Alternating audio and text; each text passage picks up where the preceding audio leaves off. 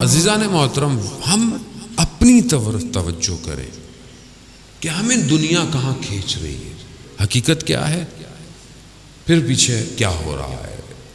اور وہ ایسا نہیں ہے، دشمن غافل نہیں ہے، دشمن گھروں تک اترا ہوا ہے، دشمن ہماری تنہائی میں اترا ہوا ہے، دشمن ہمارے ہاتھ میں ہے، اسمارٹ فون ہمارے ہاتھ میں ہے، دشمن اس کے ذریعے سے ہمارے نفسوں کو کنٹرول کر رہا ہے، جب دل چاہتا ہے نفس برباد کر دیتا ہے۔ اور ہم نے بھی اپنے آپ کو اتنا ہلکا کیا ہوا ہے کہ ہم بھی اسی کا شکار ہو چکے ہیں۔ اس کا ہدف ہی یہی ہے کہ یہ جوان تیار نہ ہو، لیکن اگر قرآن پڑھتا ہو، سورہ کہف سمجھتا ہو، تو خدا سے جب توکل کرے گا، خدا کی بارگاہ میں جائے گا، تو خدا اس کے کانوں کو اس دنیا کے شوروں سے بچا دے گا، اسے محفوظ کر دے گا اس دن کے لیے جس کا انتظار ہے۔ لیکن اس کے لیے ظاہر ہے ہم اپنے آپ کو اپنی طرف توجہ دیں کہ ہم کہاں ہیں، میں کہاں ہوں، میں اپنے آپ کو دیکھوں کہ میں دنیا میں کتنا مگن ہوں، میرے لیے دنیا کیا ہے، اور میں کتنا اپنے وقت کے امام سے متصل ہوں، میرے دن اور رات کیسے گزرتے ہیں، میری تنہائی کیسے گزرتی ہے۔ عزیزان محترم، میں ابھی بہرحال جہاں پڑھ کے آ رہا تھا وہاں میں نے بیان کیا حدیث، پوری تو شاید میں نہیں بیان کر پاؤں گا۔ مجلس اور عزاداری یہ ایک مقدمہ ہے ظہور کا۔ جب ہم آتے ہیں سننے تو امام رضا علیہ السلام، اللہم صلی علی محمد وعلی، امام نے فرمایا، امام شبیب سے جب کہتے ہیں ابن شبیب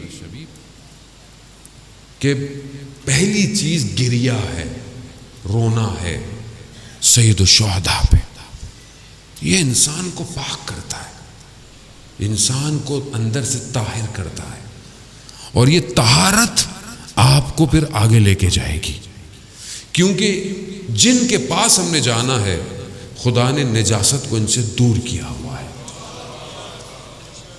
نجاست نہیں جا سکتی، تو پہلے طاہر ہونا ہے، پاک ہونا ہے۔ کیسے پاک ہوں؟ کہا کہ جو بکا کرتا ہے سید الشہداء پہ، خدا اس کے گناہ کبیر اور صغیرہ کو معاف کر دیتا ہے، معاف کر دیتا ہے۔ حدیث ہے، امام فرما رہے ہیں اور امام دعوت دے رہے ہیں، آؤ پاک ہو، پاک ہونا ہے، آؤ۔ آیت اللہ شمس الدین بیان کرتے ہیں، بہت بڑے عالم دین تھے، آیت اللہ تھے۔ انہوں نے ایک دن اپنے شاگرد سے کہا، جو ان کا خاص شاگرد تھا، کہا کچھ طالب علموں کو، 40 طالب علموں کو لے کر آؤ۔ لے آئے، ایک ایک کر کے کمرے میں بھیجا۔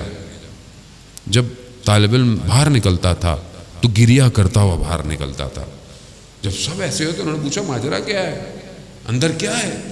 کہا کہ جب ہم اندر جاتے ہیں تو اتنے بڑے آیت اللہ ہیں، اتنے بڑے عالم دین ہیں، ایک رومال ہاتھ میں ہے، اور کہتے ہیں امام حسین کا نام لیتے ہیں اور کہتے ہیں کہ امام حسین پر گریہ کرو، اور جب ہم گریہ ہوتے ہیں تو اس رومال سے آنسوؤں کو صاف کرتے ہیں اور کہتے ہیں کہ یہی میں اپنی قبر میں لے کے جانا چاہتا ہوں،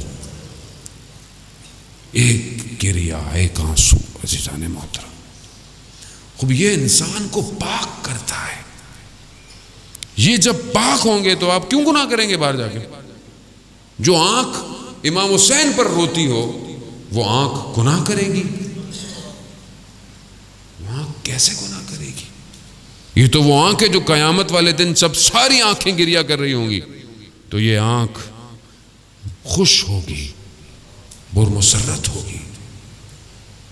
تو ہم پہلی شرط بقا، جو ہمیں محنت نہیں کرنی پڑتی ہے، یعنی ہم کوئی محنت نہیں کرتے پورا سال۔ ہوتا ہے نا کہ انسان 40 دن کو عبادت کرے تو پھر کسی کمال پہ پہنچتا ہے، نہیں، ہم تو یہاں آتے ہیں، امام کا نام آتا ہے، ہماری آنکھ میں آنسو آ جاتا ہے۔ کیوں؟ امام نے کربلا میں کمال کیا ہے۔